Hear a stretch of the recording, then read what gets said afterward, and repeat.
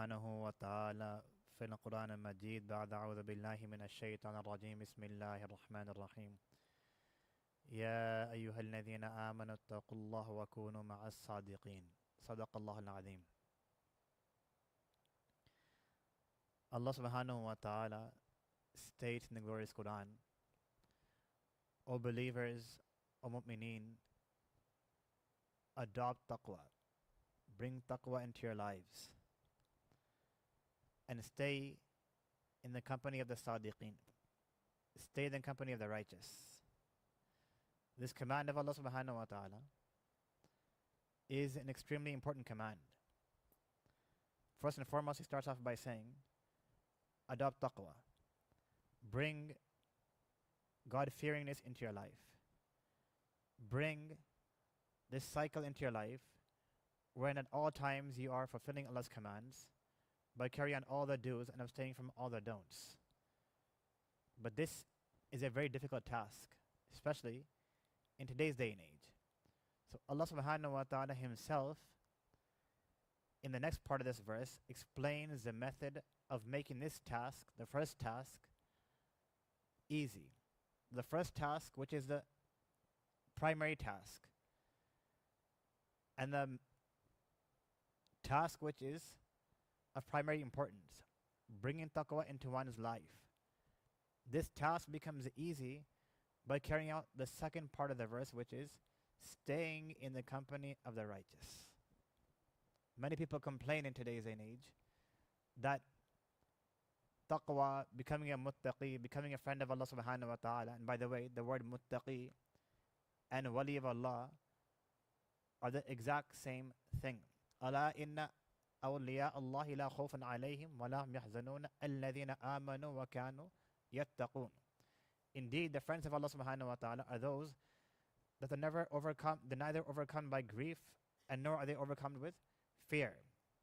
And Allah subhanahu wa ta'ala describes the characteristics by saying, alladhina amanu wa kanu yattaqun. They have two qualities in their lives. Quality number one, they have iman. And quality number two is they have taqwa. In other words, they abstain from every single disobedience of Allah subhanahu wa ta'ala. Sayyiduna Umar bin Khattab radiyallahu ta'ala once asked Sayyiduna Ubay bin Ka'b radiyallahu anhu, define taqwa for me. So one sahabi is asking another sahabi to define taqwa for him. My friends, in today's day and age, when we ask other questions, we ask others questions to or for practicing purposes, for knowledge purposes, for disputing purposes. For what purposes? In the case of the Sahaba radiyallahu ta'ala anhum, they would ask other people questions because they themselves want to bring that concept into practice. So Sayyidina Umar bin Khattab radiyallahu anhu said, explain taqwa to me. So Sayyidina Umar bin Khattab radiyallahu anhu very beautifully says, have you ever seen a person walking on the pathway where there are thorns in his path? How can a person possibly walk through a pathway where there are thorns? He will walk in such a manner that he will take the hem of his clothing, the lower part of his clothing, and he will tuck it upwards to protect himself from having any pricks, thorns, pointy stuff being attached to his clothing, thus harming this individual. So in the same manner, Sayyidina Ubay bin Ka'b radiyallahu anhu, he's explained to Sayyidina Umar bin Khattab radiyallahu anhu that this straight path, the path which is known as as-sirat al-mustaqim, which me and you have to tread in this very world. This is the same path which Allah subhanahu wa ta'ala instructs every single believer to supplicate to him in every single rakat of every single salah. Ihdina siratal mustaqim. O Allah, guide us onto the straight path. This is the same straight path that a person has to walk on. He has to be very, very careful. He has to look both ways. He has to maintain all of the halal matters and abstain from all the haram matters. And this is not easy. A person slips, he falls. He slips and he falls at home. He may say something drastically against Allah's commands at home to himself, to his children, to his family members, to his parents, to his wife. So this is against taqwa. He may say something, he may do something in the outside environments. He may do something in the work environment. He may do something in the masjid environments, which is against taqwa. So a person at all times has to be very, very cautious, very, very careful. He has to walk this narrow path, the path of, or the right path, the righteous path. And the ulama have mentioned that as-sirat al-mustaqim in this world is a reflection of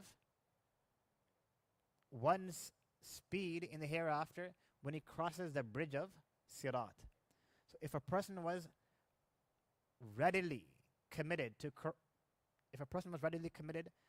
crossing this straight path by fulfilling Allah's commands in this world, then in the hereafter, that will be a reflection of his speed when he reaches the bridge of sirat. So in order to make this first part easy for a believer, he must carry out the second part, and that is staying in the company of the righteous. Staying in the company of the Sadiqeen. A very great sheikh, his name was Hakim al-Ummat Hazamana Ashawadi Tanwi Rahmatullah alayhi. Him and his contemporary ulama, these were great, great ulama, mountains of knowledge. So one was Hakim al-Ummat Hazamana Ashawadi Tanwi Rahmatullah alayhi.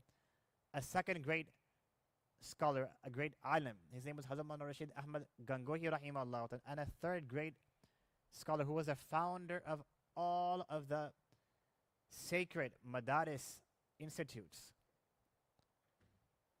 The first seed, which was sown in 1867 during the British rule. His name was Hazamwana Qasim Nanotwi rahimahullah ta'ala. These three great ulama, they attached themselves to a non-alim sheikh. But this non-alim sheikh, he had expertise in the field of tazkiyah. His name was Sheikh Haji Imdadullah Muhajiri Makki rahimahullah ta'ala, whom Allah subhanahu wa ta'ala granted expertise in the science of tazkiyah, tasawwuf, ihsan. So Hazmana Ashwari Tanvi rahimahullah ta'ala, along with his contemporary ulama ikram, was once asked by an individual, why did you three great ulama ikram, why did you attach yourselves spiritually to a non-alim? You have more knowledge than him. Rather, your knowledge combined cannot be equivalent to even a drop of the knowledge that this person has, because you are ulama and this man is a non-alim.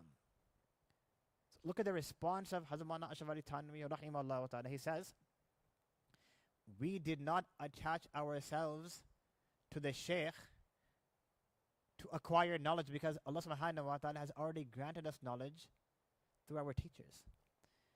We have acquired, or we have attached ourselves to the sheikh because of the tricks that our nafs plays on us in depriving us from practicing upon that knowledge. So one is to have the knowledge, one is to have the ilm, one is to have mountains of knowledge, and the other is to bring that knowledge into practice in totality. So the sheikh said, we haven't associated ourselves for the purposes of acquiring knowledge. Although afterwards, these great ulama have mentioned, they mentioned that we have acquired such knowledge and we have heard such things from the sheikh which are completely consistent with the sharia, which we have never ever heard before. This was because he was an expert in the field of tazkiyah. So we have associated ourselves, we have attached ourselves to the sheikh, who's an expert in the field of tazkiyah, because our nafs plays tricks on us. Our nafs deceives us. Our nafs makes us believe that we are righteous. we are pious. Our nafs makes us believe that we are people of knowledge, that we have beards. And this refers to every single person who has a beard, whether he's an alim or non-alim, that we have beards, we have topis, we have jubbas. We are performing our 5 times salat in the masjid. We are standing in the first row. So our nafs makes us, deceives us and makes us believe that I am the most righteous person in the masjid. I am the most knowledgeable person among my friend circle. I am the most righteous person among my family and friends. I am the most righteous person in my work environment. The nafs deceives a person. The nafs makes a person believe that I am everything. And my contemporaries, my subordinates, they have no value in comparison to myself. Now, what a great answer the Shaykh gave. If this Shaykh himself was not attached to tazkiyah, the answer would have been simple. The individual who made this objection, he would have simply said, you know what, you're 100% right. We are ulama, we are people of knowledge, we are academics and intellectuals. We don't need a non-intellectual, we don't need advice from a non-academic individual. Whereas the Shaykh, as mentioned before, confirmed by these ulama ikram, the Shaykh used to comment on academic issues in line with the Sharia, and his statements, his opinions were so weighty that these points, these statements would not even arise in the minds of these great ulama ikram. Because the more closer a person is to Allah, the more a person is able to understand what Allah wants from him. And in essence, this is the essence of tazkiyah. What does Allah subhanahu wa ta'ala want from me? Tazkiyah is not about philosophical discussions, great debates, high academic debates and intellectual debates. It's about simply practicing upon the commands of Allah subhanahu wa ta'ala. It's about, one, subjugating his nafs to the will of Allah subhanahu wa ta'ala. Imam Fakhruddin Razi rahimahullah ta'ala, who was a great mufassir, during his demise, or right before his demise, Shaitan came before him and he tried to deceive the great Shaykh. And he put objections after objection in front of the Shaykh. And he said, prove to me that Allah is one. This was a very great academic and intellectual Shaykh.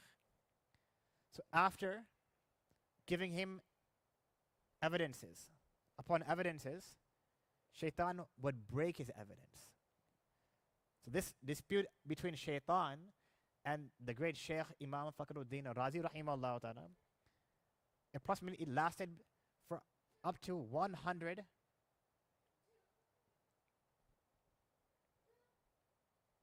objections and 100 proofs which were then presented by the Shaykh. So every proof, every evidence was broken.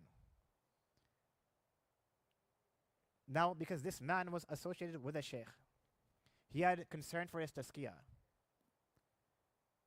So through his du'as, through his supplications, Allah subhanahu wa ta'ala put this thought in his heart. Now again, there are certain things which the mind cannot comprehend. So this scenario, this situation, Allah made the situation open up in front of a Shaykh. That your disciple, your spiritual student, is going through this very sensitive situation. So the Shaykh was also very close to Allah subhanahu wa ta'ala, and the Shaykh conveyed this message, and this message was conveyed to his own son through Allah subhanahu wa ta'ala, that why don't you say to Shaitan, why don't you tell Shaitan that I accept Allah subhanahu wa ta'ala without any proofs. What a simple statement. I accept Allah without any proofs. I don't need proofs. I don't need any proofs. So we're passing through a day and age where everyone wants proofs, evidences for every single command of the Sharia. But when we look at that person's practical life, we will see zero amal. Zero amal. Debates after debates, intellectual discussions after intellectual discussions. But how about practice? How about amal? In one's grave, Allah subhanahu wa ta'ala will not ask an individual, how much intellectual debates did you engage yourself in? How many debates did you win? How many debates did you listen to? It's these small things which will bring a person salvation in the hereafter.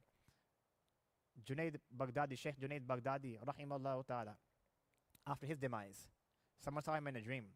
And in his dream, the Sheikh was asked, oh, it was either Sheikh Junaid Baghdadi, rahimahullah, or Sheikh Abdul Qadir Jilani, rahimahullah, one of the two.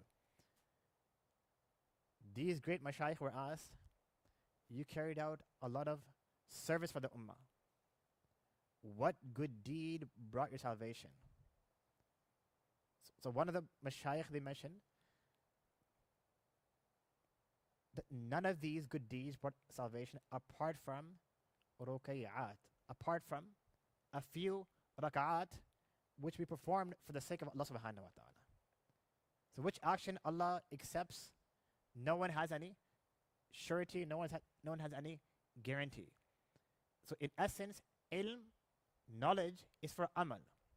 Otherwise, the very ilm and knowledge that a person is acquiring, if this knowledge is not put into practice, Allah subhanahu wa ta'ala will make this very knowledge give testimony against this individual in the hereafter that you acquired all this knowledge, but where was the amal?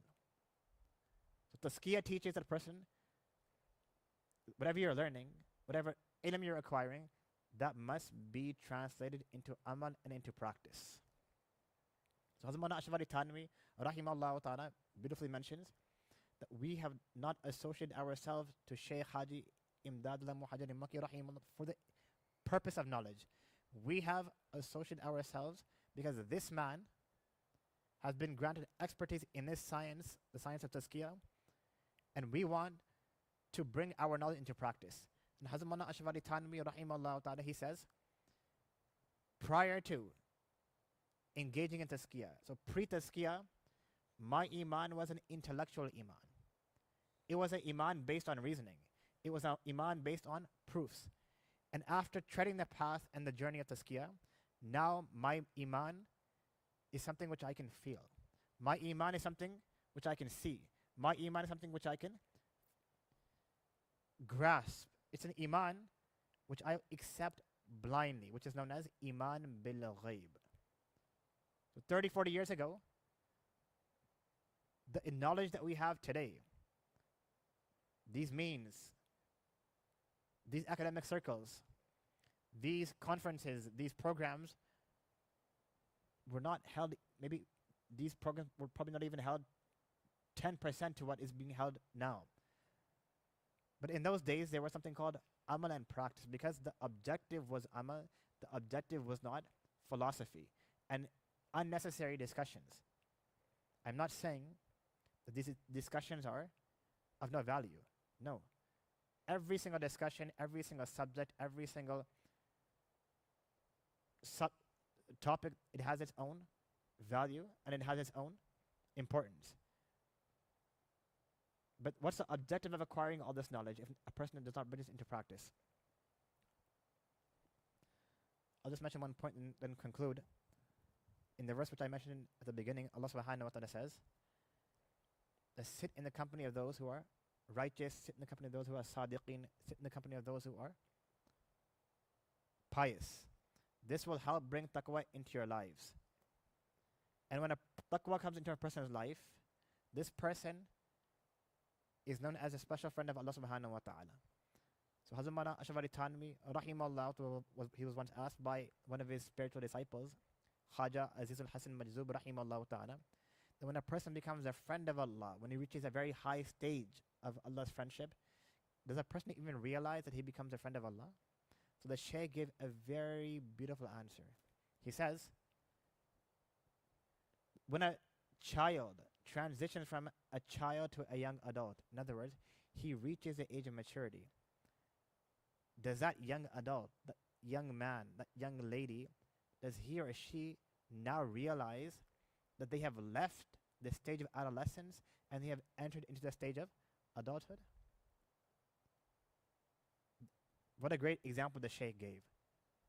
In the same manner, when a person leaves the stage of adolescence in terms of the Sharia, before there was carelessness, before the objective was debates, the objective was something else. Now, once the concern is there, the objective is Allah. The objective is the love of Allah. The objective is the friendship of Allah subhanahu wa ta'ala. So how does a person become the wali of Allah, the friend of Allah? So first and foremost, he has to tread this path and the path of taqwa, which is a path wherein a person must carry out all the do's and abstain from all the don'ts. In other words, carry out all the halal actions and abstain from all the haram actions. So for this, a person, he needs knowledge of all the do's and don'ts. That's why, again and again, it's emphasized to sit in the company of the ulama ikram, learn from them, sit in their durus, sit in their programs, and ask them questions related to your personal life. This is number one. Number two things which will help a person. Number one, the company of the righteous, which has been mentioned in this verse. And number two, the dhikr of Allah subhanahu wa ta'ala. Ya ayyuhalladhina amanu dhkurullaha dhikran kathira. O Allah, or believers, remember Allah subhanahu wa ta'ala in abundance and stay in the company of the righteous. These 2 points will make the first point easy, which is to tread this very sensitive path of Sirat al-Mustaqim, the right path, which is known as the path of taqwa. When a person has done all these points, then slowly, his heart becomes prepared for the love of Allah subhanahu wa ta'ala, and then he excels in this. One last point, and I will conclude. I wanted to conclude before, but one individual asked Hazrat Maulana Hashim Ali Thanvi rahimahullah ta'ala this very important question. He said, I understand the importance of tazkiyah, but why can't I acquire tazkiyah through books? In our day and age, why can't I acquire tazkiyah through social media means, through YouTube? So the Shaykh beautifully says that the verb tazkiyah, zakka yuzakki tazkiyatan, this verb, is this a transitive verb or an intransitive verb? Meaning, does this verb, does it need a person to carry that action out on someone, or does the verb itself conclude when the person carries that verb out? For example, Muhammad came. So Muhammad came is a complete sentence. There's no need for a third party, an object or a person. In contrast to Muhammad hit. Muhammad hit who? Muhammad hit Umar. So Muhammad needs someone to hit. Otherwise, this sentence will be incomplete. So Muhammad hit Umar. Muhammad needs someone to hit. Otherwise, the sentence becomes incomplete. But in the first example, Muhammad came, the sentence was complete. So the Shaykh is explaining the verb tazkiyah, which means to purify, to rectify. It needs someone to rectify someone. So Muhammad rectified the teacher, the Shaykh, which is a apparent mean. Otherwise, it's Allah who's the rectifier. But Allah uses means. So it's the husband and wife and their union, which is apparent means for a child to come into existence. But it's Allah who grants that child. So in the same manner, the Shaykh is apparent means for a person to reach Allah subhanahu wa ta'ala. So the rectifier, the Shaykh, he needs someone to rectify. A person can't be rectified by himself. So the individual who asked this question said, Shaykh, you're 100% right. And he understood everything. And after he said, he acknowledged the Shaykh for his satisfactory answer. In today's day and age, suddenly will people even ask these questions, and after asking these questions, after receiving satisfactory answers, there's still no movement, because shaitan and nafs has so overwhelmed an individual that a person is in his own world. He's treading his own world, he's treading his own valley. He wants to do things on his he wants to do things himself, and he assumes that whatever I'm doing is correct. May Allah subhanahu wa ta'ala enable us to understand. So nonetheless, Hazrat Mana Ashraf Thani Rahimullah, Hazrat Mana Rashid Ahmad Gangohi Rahimullah ta'ala, Hazrat Mana Qasim Nanoti, these great mountains of knowledge, they crushed their nafs. They crushed their egos because this man, their sheikh, who was a non-alim, had more expertise in the field of tazkiyah, and they knew that our knowledge will only be of benefit if this knowledge is connected with Allah in the forms of amal and practice. May Allah subhanahu wa ta'ala enable us to understand and practice. Wa akhiru da'wana alhamdulillahi rabbil alamin, sadaqallahu al-azim. May Allah enable us to understand and practice. Usually every Thursdays after the talks we have a short dhikr session. So the general advice which is given is everyone should recite istighfar 100 times. Astaghfirullah, astaghfirullah, astaghfirullah. Salat and salam 100 times. Sallallahu alayhi wa sallam, sallallahu alayhi wa sallam. And 100 times the first part of the first kalimah, la ilaha illallah. Or the first part of the third kalimah, subhanallahi walhamdulillahi wa la ilaha illallahu wallahu akbar. And again, this talk which was just given, this is regarding a specific science. And this science, just like other sciences, it needs to be learned. It's not something which a person automatically knows or comes to know of. And the more a person treads this path, the more things open up to him. It's like a mechanic, or a person who, or a doctor, for example, a person who wants to become a doctor. He won't understand the intricate and the complexities of becoming a doctor unless and until he gives his full dedication and commitment to this field. And thereafter, once he stays under the supervision of an expert doctor, then things will open up to him slowly and surely. Otherwise, simply asking questions by standing on the borders of his medical degree won't bring him any benefit. He needs to tread this path, carry out the instructions of his superiors, and when he does this, then whatever he's learned in his books will open up to him, and things will be very easy for him. So in the same manner, the Sharia and following the Sharia and controlling one's nafs, understanding the tricks of shaitan and one's nafs, becomes easy when a person is committed, he's dedicated, and he starts to tread this path. May Allah enable us to understand and practice. Wa akhiru da'wana rabbil alamin. Jazakumullah khair.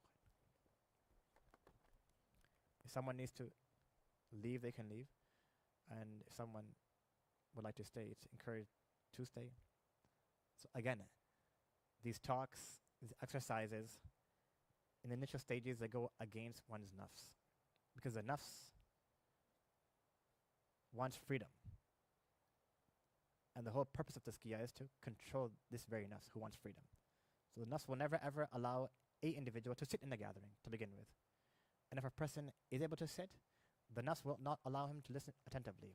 He'll keep looking at the clock, that the shaykh has exceeded his time limit. It's past 20 minutes.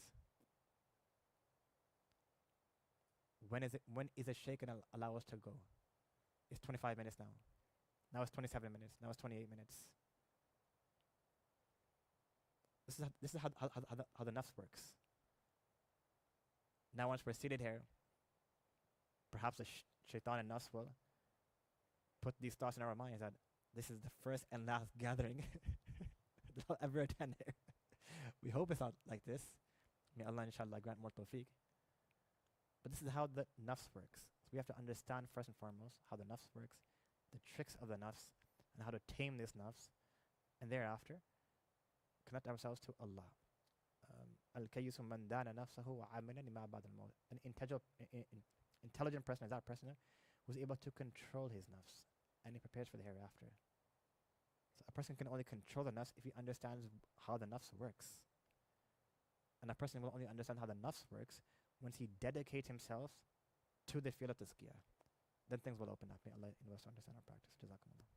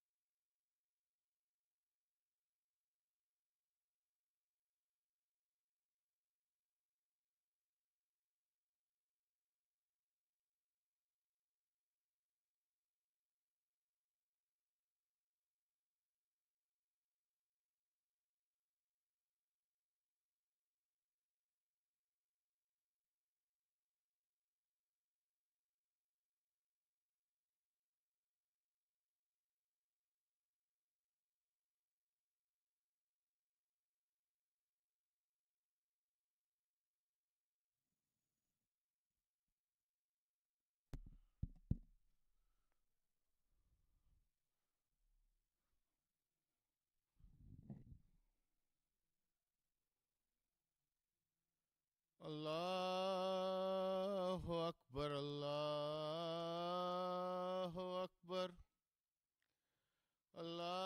الله أكبر الله أكبر